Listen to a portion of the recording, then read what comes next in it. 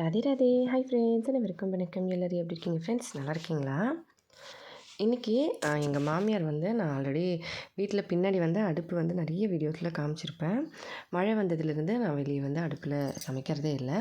மேலே இருக்கிற சின்ன அடுப்பில் தான் சமைச்சிட்ருக்கேன். கேஸில் சமைப்பேன் எப்போவுமே. ஒரு சில டைமில் விறகு காலி ஆகிட்டாலோ இல்லை ஒரு சில டைமில் சமைக்கணுன்னாலும் அடுப்பில் சமைப்பேன். விறகு ரொம்ப கம்மிங்க இப்போதைக்கு மழைக்காலம் அப்படின்றதுனால. எப்போவுமே விறகு விலைக்கு வாங்கி தான் யூஸ் பண்ணுறது. ஏன்னா வெளியிலலாம் போய் நான் விறகெல்லாம் கொண்டு வர முடியாது. ஏன்னா வீட்டிலேருந்து நான் வெளியில் போகிறதில்ல. நிறைய வீடியோஸில் சொல்லியிருப்பேன். மாமியாருக்கும் வயசாகிடுச்சினால அவ்வளோவா வெளியிலலாம் போய் விறகுலாம் கொண்டு வர மாட்டாங்க.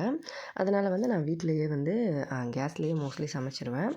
அடுப்பில் எப்பயாச்சும் ஒரு சில டைமில் தான் சமைப்பேன். அதுவும் மழை வந்தால் சுத்தமாக சமைக்கிற இடம் ஃபுல்லாக குரங்கு அந்த ரூம் மேலே ஃபுல்லாக ஜம்ப் பண்ணி ஃபுல்லாக ஓட்டை போட்டு விட்டுட்டாங்க அவங்க நகத்தில். அதனால் தண்ணி ஃபுல்லாக அந்த ரூம் ஃபுல்லாகவே ஒரு டேமேஜ் ஆகிடுச்சு. மோஸ்ட்லி அந்த இடத்துல ஃபஸ்ட்டு சமைச்சிட்ருந்தேன். இப்போ மழை வந்ததுக்கப்புறம் தண்ணி அதிகமாக போனதுனாலும் அந்த ரூம் சுத்தமாக சரி பண்ணலை அப்படின்றதுனால நான் சமைக்கவே இல்லை. இப்போ ஒடிஷாவில் குழந்தைங்களோட பிறந்த நாளுக்கு ஜாயிண்ட் ஃபேமிலியாக இருக்கவங்கலாம் என்ன பண்ணுவாங்கன்னா, நம்ம வீட்டில் சமைச்சிட்டு வீட்டில் இருக்க எல்லா ஜாயிண்ட் ஃபேமிலி ஆளுங்களுக்கும் சாப்பிட கொடுப்பாங்க. அப்படி தான் இங்கே பண்ணுவாங்க. நான் இருக்கிற ஒடிஷாவில் பூரி டிஸ்ட்ரிக்டில் அவங்க வீட்டில் அவங்க வசதிக்கு ஏற்ற மாதிரி இங்கே இருக்கிற ஊரில் எல்லாருமே கொடுக்குறாங்க எனக்கு தெரிஞ்சு. நானும் நிறைய தடவை பிறந்த நாள் பசங்க சாப்பிட போயிருக்காங்க அப்படின்னுலாம் சொல்லியிருப்பேன், கேள்விப்பட்டிருப்பீங்க.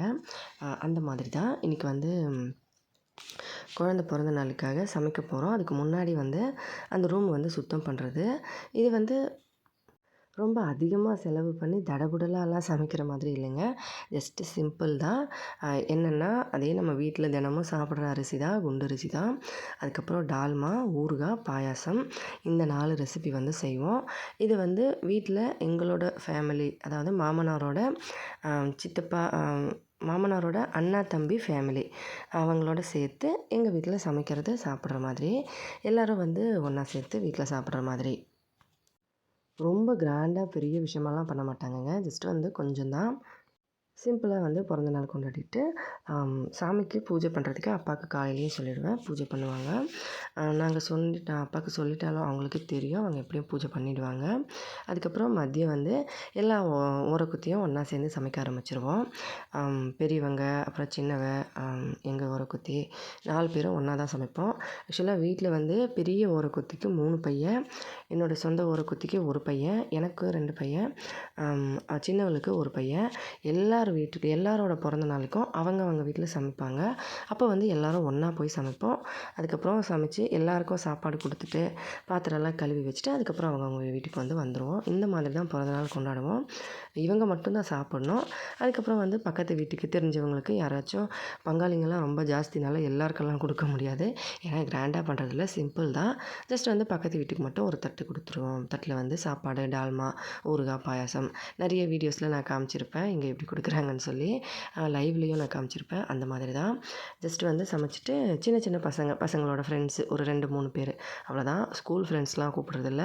ஜஸ்ட்டு எங்கள் ஊரில் எங்கள் ஃபேமிலிக்குள்ளே இருக்கிற அந்த சின்ன பசங்களை ஒரு 2-3 பேர் கூப்பிட்டுப்பாங்க, அவ்வளோதான். அதுக்கப்புறம் சாக்லேட் ஸ்கூலில் பசங்களுக்கு கொடுத்துருவாங்க. ஈவினிங் கேக்கு கட் பண்ணுவோம். இதே மாதிரி தான் எல்லாரோட பிறந்த நாளுக்கும் பண்ணுறது. இது எங்கள் மாமியாருக்கு ரொம்பவே பெருமை.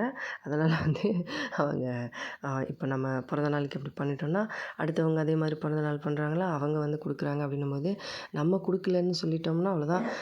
ஏன் கொடுக்கக்கூடாது, அவங்க கொடுக்குறாங்கல்ல நம்மளும் கொடுத்தாகணும் அப்படின்னு சொல்லி இருப்பாங்க. ஏன்னா அவங்க பழைய காலத்தால். அதனால் நம்ம அது பெருமையாக நினச்சி கொடுக்கறதில்ல. ஜஸ்ட்டு நம்ம பிறந்த நாள், பிள்ளையோட பிறந்த நாள் எல்லோரும் ஆசீர்வாதம் பண்ணால் போதும் அப்படின்னு நினச்சிட்டு சமைச்சு கொடுக்குறோம். மாமியார் ஒரு சில டைமில் சுச்சுவேஷனில் மழையாக இருந்தாலும் சரி, எதுவாக இருந்தாலும் சரி கொடுத்தே ஆகணும்னு சொல்லுவாங்க. ஏன்னா அவங்க கொடுக்குறாங்கல்ல, நம்மளும் கொடுக்கணும் அப்படின்னு சொல்லுவாங்க. ஏன்னா அவங்க ஃபேமிலியில் அதே மாதிரி சொல்லிவிடுவாங்க. ஏன்னா நாங்கள் மட்டும் கொடுக்கணுமா, நீங்கள் ஏன் கொடுக்க மாட்டிங்களா, அந்த மாதிரியெல்லாம் ஜஸ்ட்டு பேசுவாங்க. கிராமம் பற்றி தெரியாதுங்களா, அந்த மாதிரி தான். அதுவும் ஒடிஷா கல்ச்சரெல்லாம் ரொம்ப பேக்கில் இருக்குன்னும் போது இந்த குடும்பம் ஒன்றுக்குள்ளே ஒன்றா இருக்கிறது, எல்லோரும் ஒன்றா சேர்ந்து சாப்பிட்றது, இதெல்லாம் ரொம்ப பிடிக்கும். என் ஹஸ்பண்டுக்குமே எல்லோரும் ஒன்றா சேர்ந்து சாப்பிட்றது, சமைக்கிறது இதெல்லாம் ரொம்ப பிடிக்கும். அதோட மாமனாருக்கு வந்து அதுதான் சந்தோஷம். எல்லாரும் வர வரைக்கும் வெயிட் பண்ணுவார். ஆக்சுவலா அவர் தான் ஃபஸ்ட்டு சாப்பிட்ணும். ஆனா உட்காந்துட்டே இருப்பார். எல்லாரும் வரட்டும் வரட்டும் சாப்பிட்லாம் சாப்பிட்லாம் அப்படின்னு சொல்லிக்கிட்டே இருப்பார். அவருக்கு ஒரு சந்தோஷம். அதோட எங்களுக்கும் வந்து ரொம்ப சந்தோஷம் தான். பசங்க எல்லாம் பிறந்த நாளில் எல்லாரும் ஆசீர்வாதம் பண்ணுறாங்க அப்படின்றதுனால.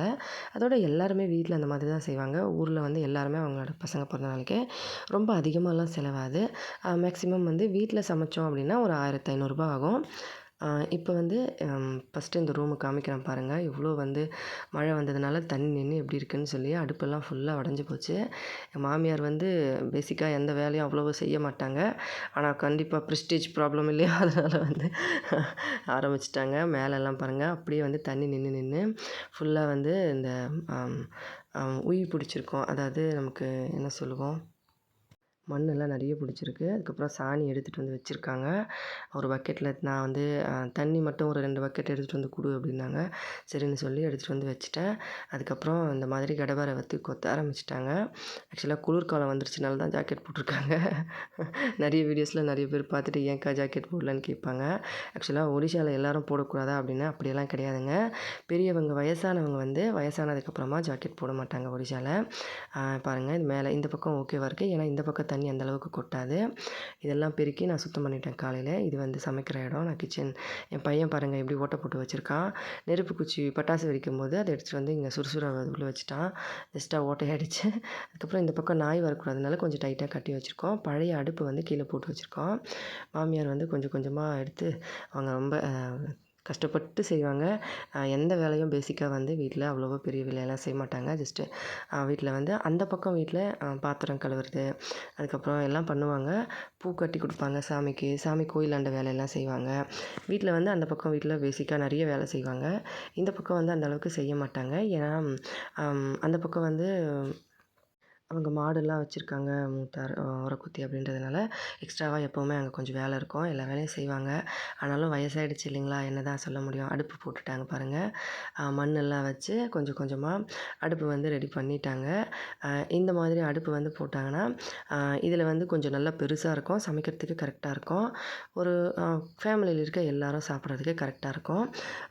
கோயிலாண்டையும் சமைப்போம். ஒரு சில டைமில் சாமிக்கிட்ட வேண்டிக்கிட்டோம்னாலும் இல்லை சாமிக்கிட்ட சமைக்கணும் அப்படின்னு நினச்சாலுமே கோயிலாண்ட ஒரு சில டைமில் சமைக்கும்போது ஒரு 2500 அந்த மாதிரி ஆகும். மோஸ்ட்லி அதிகமாகலாம் செலவாகும். நம்ம ரொம்ப வந்து கிராண்டாக பண்ணணும் 10,000 15,000 அந்த மாதிரியெல்லாம் இல்லைங்க. ஜஸ்ட்டு ஃபேமிலியில் இருக்க எல்லாரும் சாப்பிட்ற மாதிரி தான். அதுக்கப்புறம் எல்லோரும் ஆசீர்வாதம் பண்ணால் போதும் அப்படின்ற மாதிரி வீட்லேயும் சமைப்போம். ஒரு சில டைமில் கோயிலும் சமைப்போம். ஆக்சுவலாக ஹஸ்பண்ட் வராங்க. அவங்க வந்த அப்புறம் தான் கேட்கணும் அவங்க என்ன சொல்கிறாங்கன்னு சொல்லி. இப்போதைக்கு வீட்டில் சமைக்கணும்னு மாமியார் வந்து எல்லாம் ரெடி பண்ணிக்கிட்டு இருக்காங்க. மேலெல்லாம் இப்போ ஜஸ்ட்டு வந்து மண் போட்டு சாணி போட்டு மொழுகி ரூம் ஃபுல்லாக பெருக்கிட்டாங்க. அதுக்கப்புறமா மறுபடியும் இது காஞ்ச அப்புறமா மேலேருந்து அந்த மண்ணெல்லாம் இடிச்சிட்டு மறுபடியும் இன்னொரு முறை சுத்தம் பண்ணி இன்னொரு தடவை வந்து மொழுகுவாங்க. இப்போ காமிக்கிறேன் பாருங்கள். ஓரளவுக்கு காஞ்ச அப்புறமா இந்த மாதிரி இருக்குது. ஆனால் இன்னுமே ரெடி ஆகலை. ஆக்சுவலாக இந்த வீடியோ எடுத்தது புதன்கிழமை. இப்போ வந்து மறுபடியும் இன்னொரு தடவை சாணி போட்டு இதை மொழுகணும். மேலே இருக்கிற அந்த மண்ணெல்லாம் இடித்து விட்டால் அது வந்து கீழே கொட்டிடுச்சுன்னா அதுக்கு மேலே போட்டு மொழுகினோம்னா இன்னும் சூப்பராக இருக்கும். அவ்வளோதான் ஃப்ரெண்ட்ஸ். இப்படி தான் வந்து பையனோட பிறந்த நாளைக்கு ப்ரிப்பரேஷன்லாம் நடந்துகிட்ருக்கு. ஹஸ்பண்ட் வந்த அப்புறம் தான் சொல்லுவாங்க. அப்படியே கோயிலாண்ட சமைச்சாலுமே கொண்டு வந்து வெளியில் வச்சு இந்த ரூமில் வச்சுட்டு எல்லாேருக்கும் சாப்பாடு கொடுக்கலாம். அதனால் இந்த ரூம் கண்டிப்பாக சுத்தம் பண்ணி தான் ஆகணும். இந்த இடத்துல வந்து பழைய ஸ்டவ் வந்து நான் போட்டு வச்சுருக்கேன். அந்த பக்கம் நாய் வந்துடும் ஒரு சில டைமில். அதனால் வயசானவங்க இல்லையா, அதனால் கொஞ்சம் குனிஞ்சு நிமிர்ந்து வேலை செஞ்சால் கஷ்டமாக இருக்குது. முடிச்சுட்டு கிளம்பிட்டாங்க குளிக்கிறதுக்கு. ப்ரிப்பரேஷன்லாம் ரெடி. பர்த்டே அன்றைக்கி பார்க்கலாம் என்ன சமைக்கிறோம் எங்கே சமைச்சோன்னு சொல்லி. வீடியோ பிடிச்சிருந்தா லைக் பண்ணி ஷேர் பண்ணி சப்ஸ்கிரைப் பண்ணுங்கள். ஹெல்த்தியாக சாப்பிட்டு சந்தோஷமாகவும் சேஃபாகவும் பத்திரமா வருங்க. நன்றி, வணக்கம்.